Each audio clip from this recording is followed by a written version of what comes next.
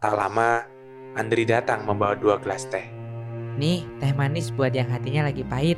Mau gula 2 atau dikasih sendok? 3. Hari ini bukan cuma asin, tapi juga perih. Aku dengar tadi ibu bilang soal niat kamu nyuci. Pagi itu, aroma kopi dan ketegangan tipis mulai menyelimuti satu rumah. Kadang, ketidaknyamanan itu datang bukan karena teriakan, tapi karena terlalu banyak kata-kata yang ditahan. Sayang, nanti sore aku balik cepat ya. Kita benerin rak piring yang semalam kamu bilang goyang itu. Makasih mas, rak itu emang harus segera dibenerin. Aku sempat naik kursi lagi tadi subuh. Gak enak juga kalau tiap hari akrobat cuma buat ngambil piring. Akrobat? Jangan bilang karena rak reot terus kamu menyalahkan rumah ini ya. Bukan begitu bu, saya cuma cerita sama Andri. Gak maksud nyindir siapa-siapa kok. Iya bu, saya yang tanya duluan kok. Saya juga nggak pingin ada yang jatuh cuma gara-gara ambil piring lagi. Nanti saya perbaiki ya. Lihat pak, dikit-dikit rusak, dikit-dikit dibenerin. Ini rumah apa posko pengaduan? Marni, mereka bukan mengadu. Mereka hidup di rumah ini dan wajarlah kalau pingin nyaman. Ra itu sudah miring sejak sebelum Wulan nikah sama Andri. Ya udah, kalian benahi saja. Tapi jangan harap saya tepuk tangan. Dulu saya beresin semua sendiri, nggak pakai minta bantuan siapa-siapa. Bu, saya nggak minta tepuk tangan. Saya cuma pengen semuanya aman. Dan saya pengen kita bisa ngomong baik-baik, kayak keluarga.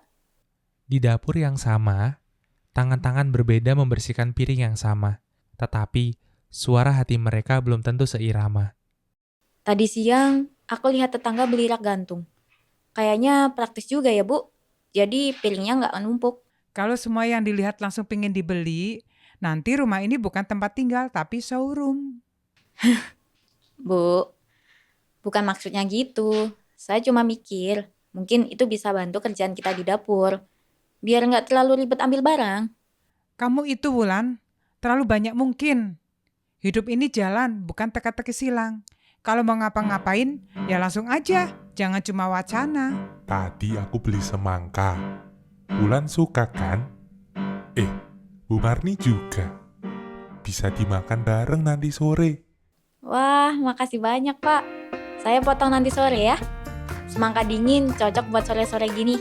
Kalau motongnya miring-miring lagi, jangan salah episode dapur. Atau jangan-jangan semangkanya yang belok waktu tumbuh. Wulan duduk sebentar di bangku warung setelah belanja.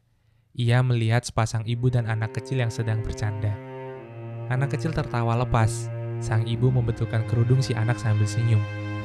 Wulan memperhatikan mereka sebentar. Wajahnya melembut, tapi matanya berkaca. Mungkin ada ibu yang saking sayangnya sama anaknya, jadi takut kalau orang lain ikut punya tempat di hati si anak. Aku tahu ibu sayang banget sama Andri. Tapi kenapa rasanya aku kayak orang asing di rumah sendiri? Wulan menghela nafas dengan pelan. Ia mengusap sudut matanya, lalu berdiri membawa belanjaan. Bukan soal disayang atau enggak.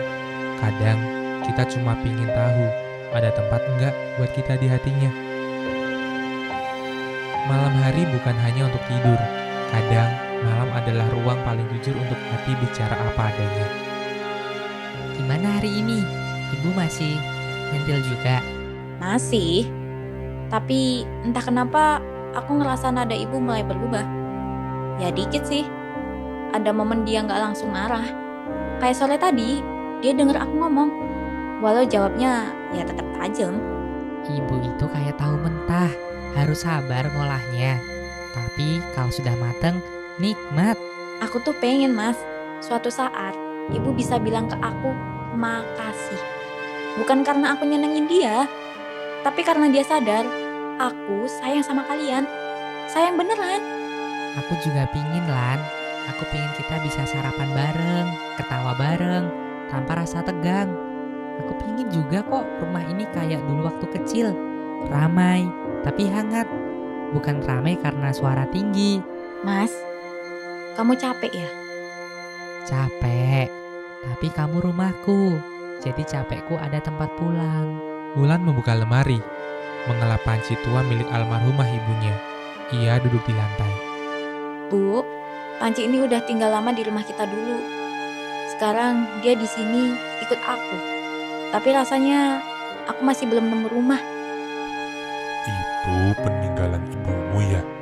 Iya Pak, Ibu tiap masak pakai ini. Katanya rasa masakan gak cuma dari bumbu, tapi dari tangan dan hati. Rasanya kayak beliau masih ada, masih masakin aku kalau aku masak pakai panci ini. Kamu tahu, saya lihat kamu setiap hari.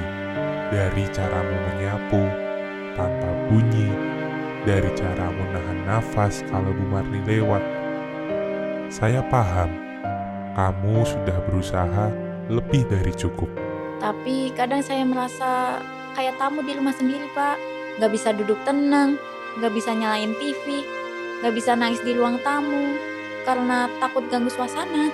Kalau rumah ini belum jadi tempatmu pulang, mari kita ubah pelan-pelan. Saya akan bantu kamu. Gak semua orang bisa langsung diterima. Tapi kamu gak sendiri. Terima kasih Pak. Saya pikir yang bisa terima saya cuma Mas Andri. Kadang yang diam itu bukan gak peduli, Wulan. Rumah bukan bangunan, tapi tempat di mana luka bisa sembuh, walau perlahan. Dan cinta itu seperti semangka yang dipotong dengan hati-hati. Kalau dibagi dengan tulus, manisnya bisa terasa untuk semuanya.